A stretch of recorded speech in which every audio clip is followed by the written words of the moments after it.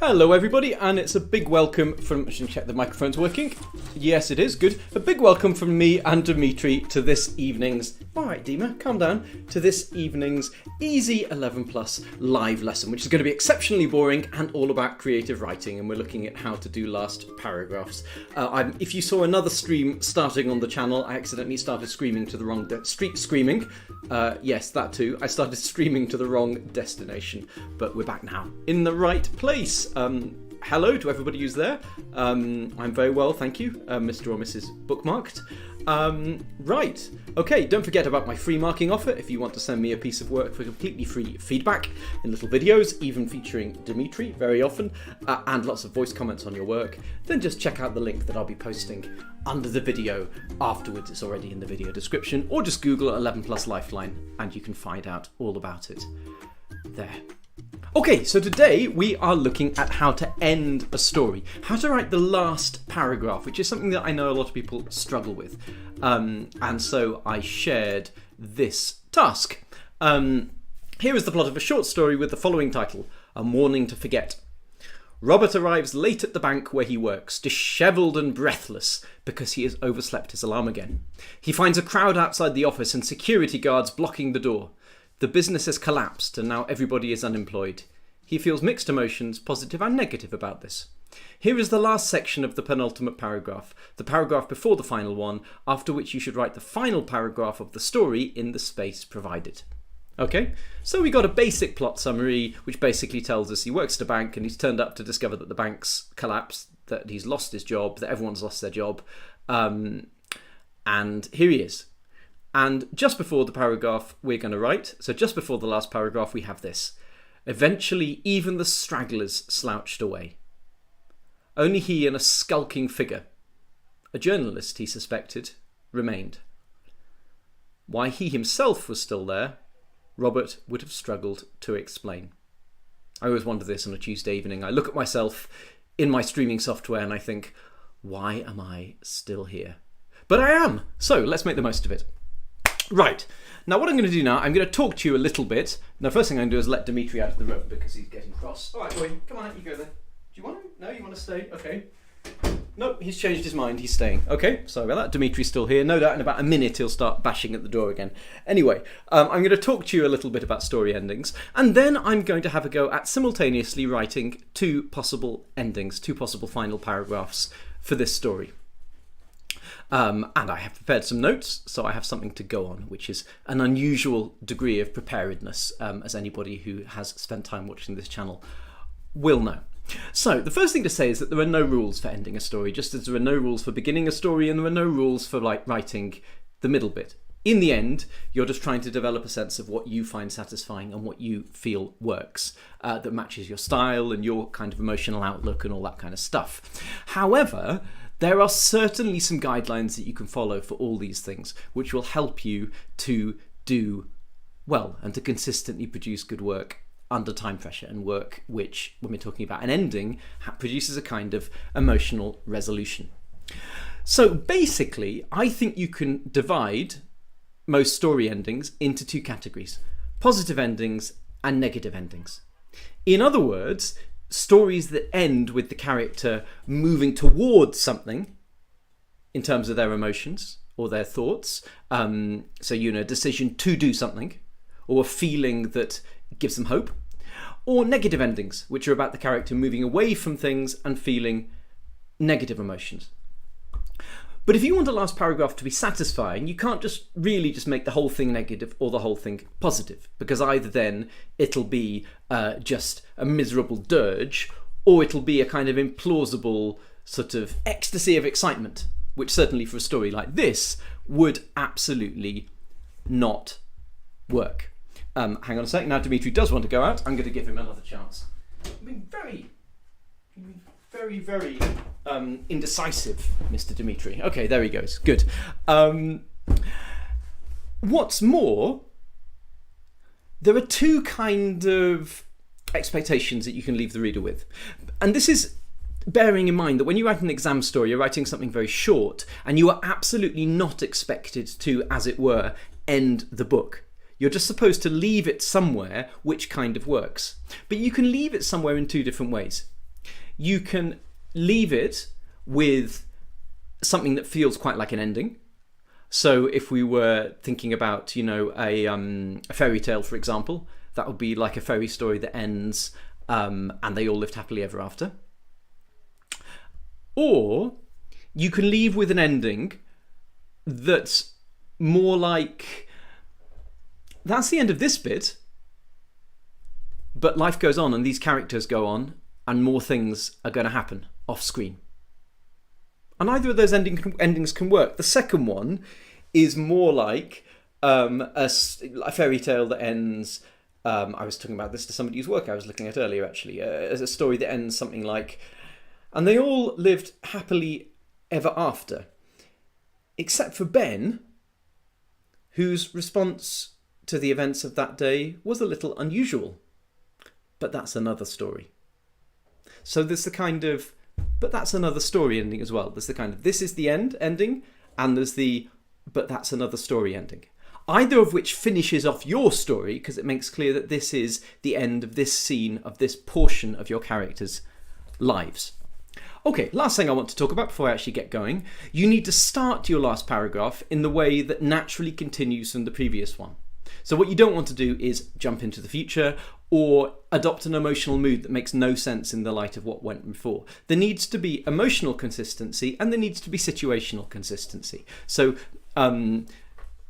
Robert here is standing outside there, probably feeling a bit miserable, not really understanding why he's still there. He's there, there's some emotion that's making him, but he can't quite pin down what that emotion is. We need to start with something that makes sense in the light of that. And also, it needs to fit in with the fact that there's nobody else there apart from the journalist and presumably the security guards who are guarding the door still. And apart from that, this empty street outside the bank. So we need to make sure that all those things match up. Okay, as the advice on the screen usefully says, I need to write some words here and pretend that they're good. So why don't I go about doing that? So I'm going to show you examples of both these kinds of endings. A more negative ending, with the character moving away emotionally or physically, and a more positive ending where the character moves towards something, towards a decision or something that might, lead to something else. The negative one is going to be more like an ending, more like and they all lived happily or miserably ever after ending. And the more positive one is going to be more like but that's another story, fairy tale ending, which finishes this bit but implies that other things might be going to happen, because both of these options can work. Okay, so as I said, no I didn't, this was something else I should have said, sorry. I should add this in as well because this is really important. I said I was going to give some tips for how you might go about things even though there are no rules. Talking about positive and negative endings. So if your story is going to end with your character going towards something, your last paragraph will have a more satisfying arc if it starts a bit more negatively. So we go from negative to positive. And then there's still a kind of plot to this last paragraph of your story, which gives it a sense of emotional satisfaction and leaves the reader feeling that they've experienced something. On the other hand, if your paragraph is going to end with negativity, with your character moving away from whatever it is, either emotionally or physically, then it's really good to begin with something a bit more positive. So there's that mood from positive to negative that runs through the paragraph. That's a really good hint for giving a final paragraph a bit of structure, a bit of direction. It's not just about your whole story having a character arc, it's about the paragraph having a character arc. So this is going to be the more negative ending. So I'm going to try and make it start with something more positive. He's standing in the street, there's a doorway in front of him. The most positive thing he could do is step towards the doorway. He stepped towards the doorway. Well, the bank has gone out of business spectacularly. So he stepped towards the unlit doorway. That's a simple way of conveying the fact that no business, no activity is going on within. Why is he doing it? Well, he'd struggle to explain why he isn't, even why he's there. So if he suddenly knows why he's doing this, that will be inconsistent. We need to be emotionally consistent. So he steps towards the doorway without really knowing why. Not for any reason he could have explained.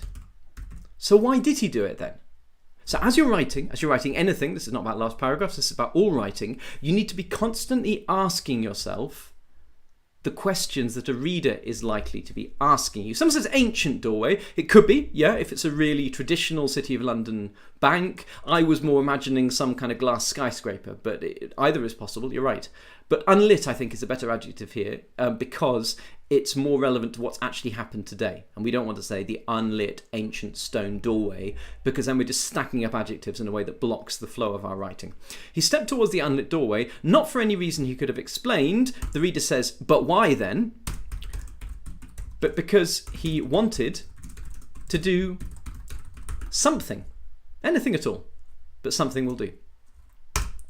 Okay, but he wanted to do something, but he could do... If he wants to do something, why doesn't he walk away? That's what everybody else has done. It's a sensible thing to do. Why doesn't he do what the others have done? So again, I'm asking myself the questions that a reader might be asking. I'm going to add some extra information to help that curious reader. Why doesn't he leave like the others? Because he didn't just want to slink away as the others had done. Now, why have I chosen the phrasal verb slink away? Well, it's because I'm trying to convey his opinion of what the others have done. He thinks it's kind of shameful. They haven't marched proudly away, they've slunk away from something that some kind of obligation to at least try in some way, which is what he seems to be doing. He stepped towards the unlit doorway, not for any reason he could have explained, but because he wanted to do something. Because he didn't just want to slink away, as the others had done. And we can see his thoughts developing here. Okay, now this isn't the end of this paragraph, I'm going to continue it. But what happens if I take the other approach? What happens if I try an ending that starts more negative without a positive action like stepping to the doorway, but will build to a more positive feeling? So let's start more negative. He doesn't want to step towards the doorway, he wants to leave. Yes, he wanted to leave. The simple thoughts are often the best ways to get into things. He wanted to leave how much? The reader is asking me questions. Very much. I've always got the reader in my mind asking me questions, and I'm deciding whether or not to answer them. Often I am. He wanted to leave very much. Well, hang on, what did the previous paragraph say? Why he himself was still there, Robert would have struggled to explain. Yeah, he wanted to leave very much, in fact. He really would struggle to explain while he was there. He wanted to go because there was nothing here for him. There was nothing here for him. That's obvious. Well, what is here? Just his failure? The wreckage of his dreams? It's a bit of a cliche. Let's just change it a little bit. The detritus of his dreams. Do you know what detritus means? It means bits of wreckage strewn around, broken stuff. There's nothing here except the detritus of his dreams. He wanted to leave very much, in fact, because there was nothing here except the detritus of his dreams. So why is he here? Says the reader. Why is he here? I don't know why he's here. He wasn't sure why he didn't. I'm always saying to people when I mark their work, and you can send your work to me for free marking if you haven't done so already, I'm always saying to people that you need to write with the reader in mind. Not with yourself, the writer, in mind, but thinking about the reader. And this is part of that. It's having that annoying reader behind your head asking you questions, and you're either answering them or you're arguing with the reader, but you're never ignoring them. He wanted to leave very much, in fact, because there was nothing here except the detritus of his dreams. So why didn't he go then? I don't know, reader. I don't know why he didn't go. He wasn't sure, okay? Just accept it. And that's the thought process, basically. That's the insane thought process, this argument with my alter ego that generates writing like this. And I think I hope that's a pretty good way to think about it. Okay. So we got a positive beginning to our last paragraph up here, and we're going to build towards a negative ending. And we've got a negative beginning to the last paragraph, where he's doing everything except just, he's barely staying there, which is going to build towards a more positive ending. And hopefully that's going to be interesting. Let's go back to the first one. So, we've set up the situation. He stepped towards the doorway, and we've spoken about how it's just to do something positive. He doesn't want to be like the people who've just left, because that's kind of shameful. What would happen if he steps towards the doorway? Asks my reader. Wouldn't a security guard try to stop him? Yeah, surely they would. It would be bizarre for them not to. So, a security guard. Oh, helpful word, autofill. A security guard steps out to block him. Okay. He's someone who's just lost his job. It's not like they're going to walk up and smack him in the face or anything, but he's not allowed in, and they're going to make that clear. They stepped out to stand in front of him. They stepped out to block him. Okay, but I want to make this more interesting. What does the guard do? Does he just stare at him and show no expression? That doesn't seem very likely. What can you imagine a guard doing? Imagine this big burly security guard, this weedy Robert in his banker's suit is stepping towards the door. He's not allowed to go. The guard steps out to block him. Does he go, "Oh, get out of here, mate"? Or does he just go... I find the latter more interesting. Shaking his head. Okay. But we always want to make things interesting. Is there anything surprising about how he shakes his head? Anything not obvious? Yeah, it's the fact that it's just a very slight, gentle motion. He sees this weedy Robert there and knows that he doesn't need any more force than that. He can see that this guy's basically beaten. He's defeated. Shaking his head. So actually he does it with a surprisingly gentle motion. And this security guard, is he a nasty guy or a nice guy? Well, if you want to stereotype a security guard, it's some like burly chap who's always falling for a fight. And we don't want to write with stereotypes. We want to make our characters more interesting. A surprisingly gentle motion. So if he's not spoiling for a fight, how does he feel about this banker guy? He ought to be really jealous of him, shouldn't he? This guy's been making mega bucks while he's been, working for pounds in the hour, guarding doors. Maybe he hates him. So let's make it more interesting. Let's have him not hate him. Let's have with sympathy, too obvious.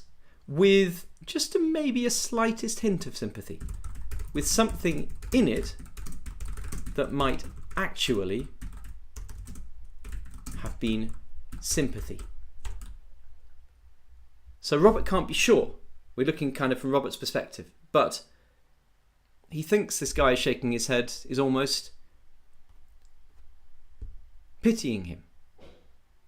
Okay, so he started with a positive mood, so a positive move towards the door, but then something obstructs him.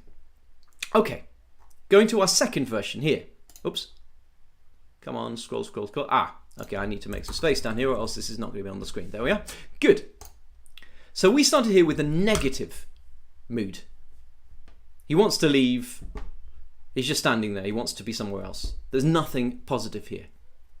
So now we need to introduce another element. Before it was positive, we've introduced a security guard to start making things more negative. Here it's negative. What can you move towards that's positive? There's also the journalist here. And we should use the elements that we've got. So there's a journalist, but he's not going to go, "Oh, there's a journalist, I'm going to talk to him." That wouldn't be natural. And there was the journalist. Okay, often the simple things are worth saying. And when they're simple, they're usually worth saying simply. We don't need to overcomplicate. But if you know anything about people who've been sacked in a day in these big bank collapses, it's that they are absolutely instructed not to talk to journalists. And they're very worried about if they do, they might struggle to get future jobs. It might affect their payout, all that kind of business. So, and some kind of retaliation, blah, blah, blah. People are nervous about doing it. And there was the journalist, but he shouldn't talk to him. And the one certain rule, why am I putting it that way? Because he's not certain of anything. His world's collapsed, everything's uncertain. There's one thing he's certain of, he should not talk to this journalist. And there was the journalist. And the one certain rule in this situation was not to talk to journalists. Okay. let's describe the journalist a little bit. We had the security guard just gently shaking his head. What about this journalist? So this is someone who's after news and he's at the scene of a really big news event. But he's not getting much luck because nobody's talking to him. But he's excited. You know, this is big news. Maybe he's going to be on the front of the newspaper or on the television news or something like that. So he's going to be excited. But this man standing outside this place where people's lives have been ruined, being excited, there's something a little bit grim about that, isn't there? From David's perspective, so from Robert. From Robert's perspective, I can't remember my own name. From Robert's perspective, it's even worse. This man's kind of laughing over his own suffering almost. So there was something, what can we go for? Really bad. Profoundly wretched. I like that. Wretched in the man's excitement. Robert can tell he's excited from how he looks, even though he's not jumping around. So the man's obvious excitement. Oh, it's a little bit cliched, but he's not just excited, he's eager. He really wants to kind of get in there and get the news and so on. In his eagerness, and this is the one that's a bit cliched, but I know those people say it quite often, but I like it, and it fits here. Like a ghoul at a funeral, okay, like kind of grim ghost hovering at a funeral, enjoying it because they like death. Okay, there was something profoundly wretched in the man's obvious excitement, in his eagerness, like a ghoul at a funeral. Okay, so we got something going on in parallel here. The first one, I repeat, we start with a positive action, but then we have the security guard who interrupts that and may induce a change, which can build to our negative ending. Here we've got a negative start with him not knowing why he's there, just standing there. But then there's the journalist who he doesn't like the look of, but starts some thoughts going. Okay, let's build on that a little bit. Let's stick with the journalist for a little bit. So he looks at the man and thinks, nope, I must not talk to him. It's not allowed. And this man is disgusting with his enthusiasm in this place where people have lost their jobs and lives ruined and all that kind of thing. But then again, have a thought. Sometimes you can just write it down. But then again, he's thinking. I don't like ... too often, but sometimes it has a place. Then again, he started thinking. What did he start thinking? Well, he's confused. Maybe he isn't quite sure what it is. The thought spun in his head, but I'm not saying what the thought is yet because even he isn't quite sure. The thought spun in his head until he gave up trying to make sense of it. Okay, so he sees a journalist. He really hates the sight of this journalist. Let's pull this up a bit. But then, hang on a sec. So this is the kind of the flip side of when he sees the security guard and the man shows him sympathy, and that's going to change his thoughts in some way. Back to the security guard option, okay? So we started with a positive move, but the guard steps in. How is this going to tilt to negative? So sympathy could be a really kind of positive ending, where they're both kind of, comforting each other. That would be very cheesy. I don't like it. Don't like it at all. This man has just lost his job.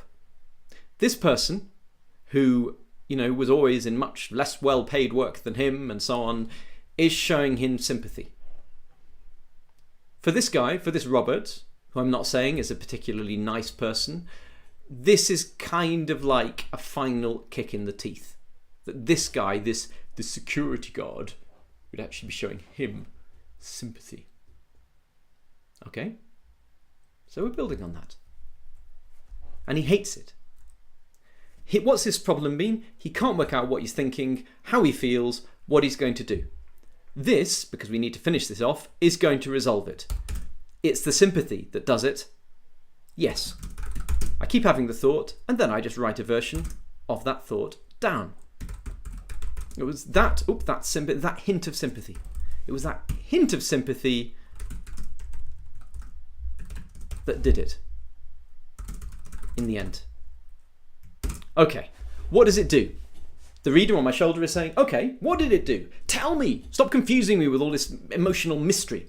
It was that hint of sympathy that did it in the end. What did it do? It made him finally realise, it's like a kick in the teeth that makes him realise he's completely helpless. Okay?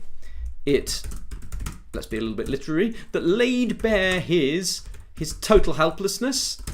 Let's make it stronger because it's extreme how he feels. His total wretched helplessness. Certainly you can say helplessness, just because, it's good to show you some vocabulary.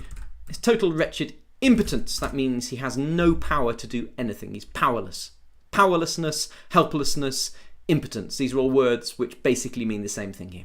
It was that hint of sympathy that did it in the end, that laid bare his total wretched impotence. Okay, and we're going to finish this one off, and then we'll finish the other one off. So what does he do? We start with the positive and moving towards the doorway. The negative is because he doesn't want to be like the others. And in the end, he realizes that he is just like the others. How does he show that? He does exactly what they did. He turned away. But, hang on a sec. We've been given a scene in which there's a journalist, and we haven't acknowledged the journalist at all. Let's get the journalist in, and that can strengthen it. The journalist can be trying to engage with him, and he's so utterly depressed and wretchedly impotent, as we said, that the journalist's presence just washes over him. But I like he turned away as an ending, so let's add it in before. Barely aware, let's not say completely unaware because that would be strange, just completely not see something, but barely aware of the approaching journalist. Well, that was in the previous paragraph. Let's say newsman or newswoman, but we'll go newsman just arbitrarily. Everyday sexism. Newsman's outstretched microphone. Barely aware of the approaching newsman's outstretched microphone, he turned away. Okay? And let's put that few stars in to show that's the ending of that one. So we've got something that builds from a positive action to a negative ending. He stepped towards the unlit doorway, not for any reason he could have explained, but because he wanted to do something. Because he didn't just want to slink away as the others had done. A security guard stepped out to block him, shaking his head. A surprisingly gentle motion with something in it that might actually have been sympathy. It was that hint of sympathy that did it, in the end, that laid bare his total wretched impotence. Barely aware of the approaching newsman's outstretched microphone, he turned away. Okay? Now, I don't know what you think of that. I feel that that's quite a satisfying ending. It doesn't mean it makes you happy, but you feel like something emotionally has concluded. And I said that you can have this is the end endings. They all lived happily ever after. They all lived miserably ever after. This feels like that. It feels like it's the end of something. Right, the other last paragraph, the alternative that we're working on, starts very negatively. He wanted to leave. He wasn't sure why he didn't leave. He was just standing there. There's no positive action or emotion there. But then we're building towards a more positive ending, and also one that might have the "but that's another story" ending that you sometimes get at the end of fairy tales. Fairy tales give a really good model for all kinds of things in narrative. It doesn't mean you should write like that. It means that they kind of illustrate a lot of the options that you have when you're putting a narrative together. Let's just read through what we got so far. He wanted to leave very much, in fact, because there was nothing here except the detritus of his dreams. He wasn't sure why he didn't. Let's just pull this up so we're not at the end of the page, and let's scroll down to hide the above. There we are. Okay. Nothing here except the detritus of his dreams. He wasn't sure why he didn't. And there was the journalist. And the one certain rule in this situation was not to talk to journalists. There was something profoundly wretched in the man's obvious excitement, in his eagerness, like a ghoul at a funeral. But then again, the thoughts spun in his head until he gave up trying to make sense of it. Okay. My imaginary reader, who I imagine leaning over my shoulder making really annoying comments, is going, "That's really annoying. You can't just say he was having this thought and then not give me any idea of what the thought was. Because how can I do anything with that? How does that tell me about the character?" Okay, so he doesn't know what his thought is, but he tries to make sense of it. All right, reader, are you happy? The reader says, "I don't know. It depends what you write." All right, let's write something. So he doesn't really know what he's thinking, but yeah, it's going to involve the journalist. That's not good. Why am I even going towards the journalist? Because I always find ways to screw things up for myself. It's just that familiar self-destructive impulse. Why familiar? Because I'm imagining this character is always doing this kind of thing. Robert always knows what he should do, what he shouldn't do, and he persistently manages to do the opposite. That's what this self-destructive impulse is. An impulse is an urge. Self-destructive means, damaging to your own interests. Just that familiar self-destructive urge, probably. So what does he do? He's not allowed to talk to the journalist. He knows it could have very bad consequences for him if his name and face are plastered all over the TV or whatever it is. But he just doesn't care. He's going to do it because he wants to. And there's no better reason than that, as far as he's concerned. He's not a nice guy, Robert. He's not very courteous. He looks down on people who don't have fancy banker jobs, which is ironic because he doesn't have one anymore. Anyway, hey, you. Okay? You don't need to say, hey, you, he called. It's going to be clear from the context that Robert is the one talking. You do not always need to say, he said, he asked, he called out. Only say these things if it would otherwise be unclear to the reader what's going on. Hey, you. The man, what is he going to do? This journalist there is really eager, really wants a story. And then suddenly someone goes from falling over there, hey, you, what's he going to do? He's going to go and look round. But he's not actually expecting someone to approach him. If someone calls out to him, he's worried they're going to punch him or something. So the man, he's going to jerk round, right? He's jerked round to face him. Because this is very unexpected and possibly, alarming, I think, initially. He wants people to talk to him, but that doesn't mean he's not scared when they're the ones who call out to him. The man jerked round to face him. His alarm obvious. Sure, he would be alarmed, wouldn't he? Sorry about this, page break. Can I do anything about this? No, not easily. Short of saying changing the font size. Yes, that's what I need to do. Let's change the font size so it fits on the page. I am a genius. A genius.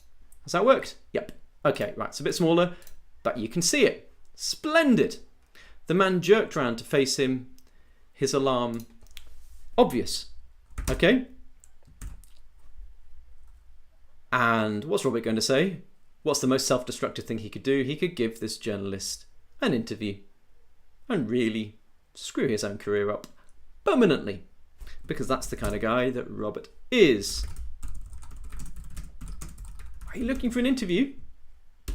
We do not need to say Robert said or anything. Hey, you must be Robert because the man jerks around to face him, so clearly it's Robert who said it. And are you looking for an interview is not on a new line.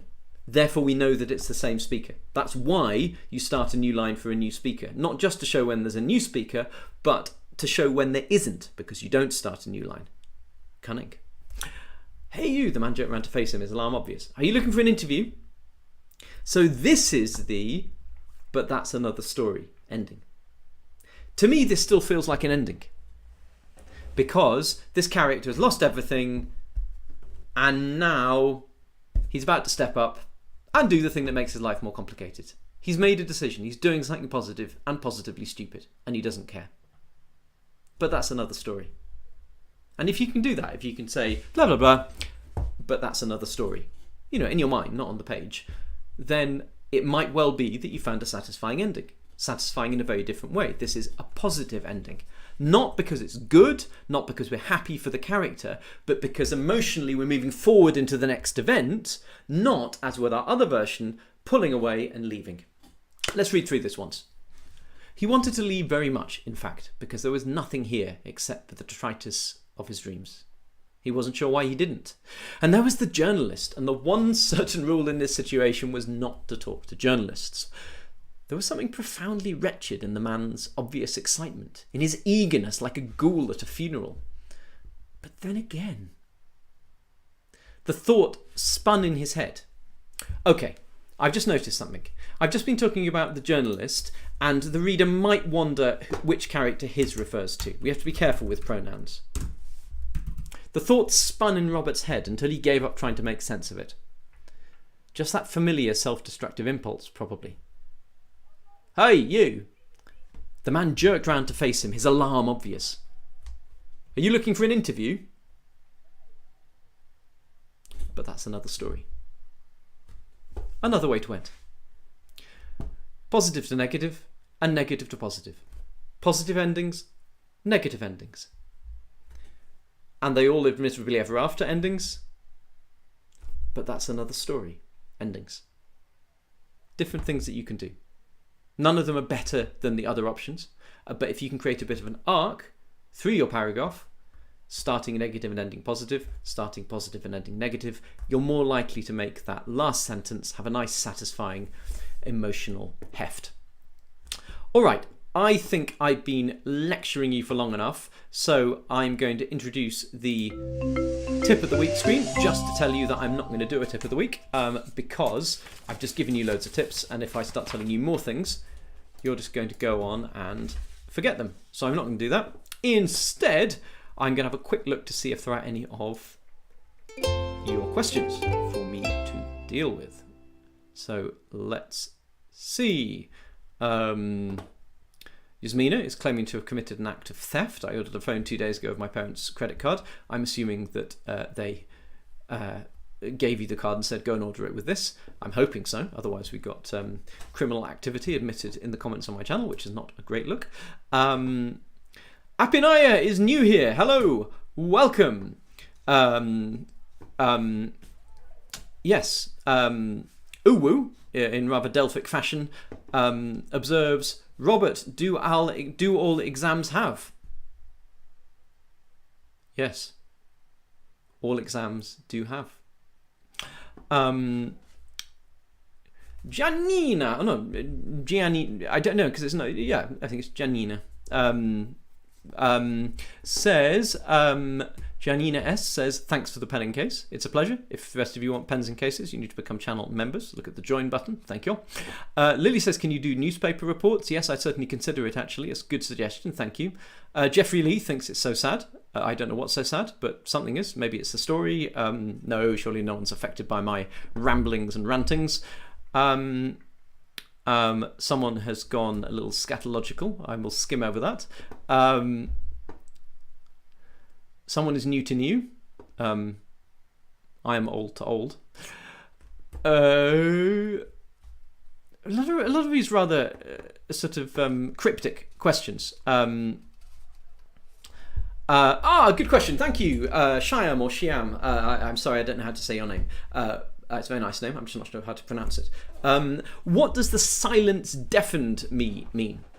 The silence deafened me means that this is a phrase you should never ever use.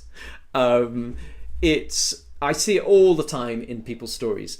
Basically, there's a school of creative writing teaching that teaches children lots of phrases that are used all the time in books and tells them to repeat them in their stories, and I absolutely hate it because you're not idiots and you don't need to repeat other people's phrases, and you can come up with your own ways of describing things, and then I'll actually care about reading them. And I speak as a reader, you know, I mean, any reader would feel the same.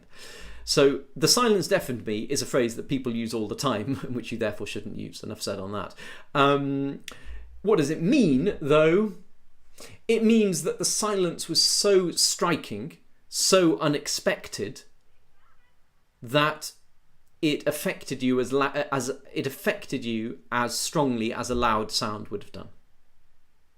The silence was so unexpected and so scary, haunting, whatever it is, that it was, people might as well have had 100 people shouting in your ear because you were just as stunned by it. That's what the silence deafened me means. But the thing is, because people use this phrase all the time, all people really think when they read it is, oh, it's that silence deafened, you know, oxymoron again. And they don't really think about it because it's a cliche, which is what we're talking about. So avoid it. My strong advice.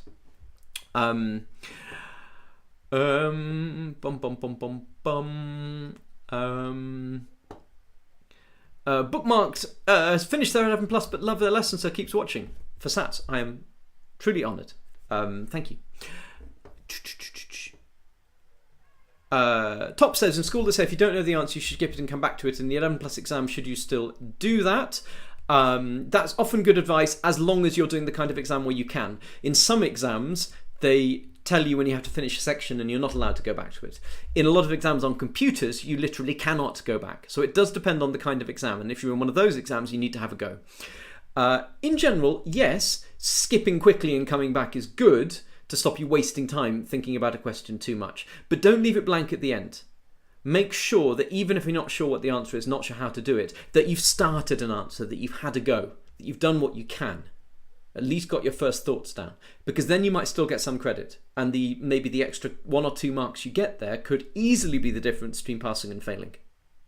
So yes, sensibly, when the exam allows it, skipping and coming back is fine, but make sure that you do leave time to come back, and make sure that you never, ever leave a question space blank.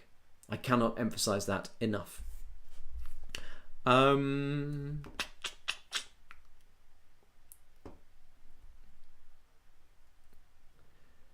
Tezib has worked me out. Robert, this is a question! Exclamation mark, exclamation mark, exclamation mark, exclamation mark, exclamation mark, exclamation mark, exclamation mark, exclamation mark, exclamation mark, exclamation mark. Are you an alien from space coming to attack us with the help of AI, then take us to 11 plus world where we have to do 11 plus all day and all night and get into school of 11 plus? I don't know what school is 11 plus is, but it sounds to me like more of the same. It sounds fantastic. Yeah, that's very much the kind of thing that I'm planning. Yep. Chloe says, mine is in 4 days. What do I do? Panic, I would say. Panic, scream a lot, cry, eat lots of ice cream. No, I mean, your exam is in 4 days, so relax. You've already done all the work that you're going to be able to do. You've worked really hard. The fact you're here watching this video shows that you're somebody who works hard. You're well prepared. Just take this time to think about the areas that might still need some attention. Go back over your weak areas. Don't spend every day just cramming in practice papers. Be more selective. Pick out questions that develop skills that you need to work on. Think about them carefully. Think about your exam technique, those areas where you've tended to lose marks, and have them in mind so that you know to look out for those problems in the test. And do a lot of relaxing. Make sure you sleep well. Make sure you do some fun things. Don't just be relentlessly cramming in the coming days, because then you'll be fried when you go into the exam. Are you going to do CSSE? I mean, I have done a lot of stuff that's highly relevant to the CSSE. In fact, this is a bit like a short writing exercise that we've done today, which is a bit like the CSSE, to be honest. Very, very relevant. But I might do something CSSE specific in a few weeks' time. I think the main CSSE exam is coming up in just a few days before my next lesson, actually. So it's on Saturday, I think. So obviously I won't get in before this year's exams, but I may well do something in a few weeks with a view to next year's candidates. Someone's asking about what to do if you're stressing out. I think I just answered a version of that question. Supreme Trivedi says, can we also do area of circles? This is important. I would disagree with that, actually. It's not really something that's tested. You don't need to know about pi and finding the area of a circle for the 11 plus. The only circumstance in which I can imagine that appearing would be if in a really, really advanced 11 plus exam, they told you about how to find the area of a circle as a new skill and tested whether you could do it. But I've never seen that. Never. Maybe we see some cats. They're out of the room, I'm afraid. But you saw Dimitri at the beginning, and you can always rewind to the start after the end of the lesson and see Dimitri again. And he appears frequently in my other lessons. If you want to see more of Dimitri, send me some work for free marking, and you'll usually get a video with Dimitri or Grigri as part of your feedback. Okay, I'm going to call it a day there. We've been going for 45 minutes. That's a perfectly respectable length, verging on the disreputable. So let's break off. All right, everybody, I've told you already about my free marking offer. If you don't know what I'm talking about, Google 11 plus Lifeline. You'll find out all about it, or I'll post it in the first comment under this video when the main comments come up. It's been fantastic to see you, and I look forward to seeing you next Tuesday at 6 o'clock for the next Easy 11 plus live lesson on who knows what, because I certainly don't. All right, whatever it is, I'll see you then. Bye-bye.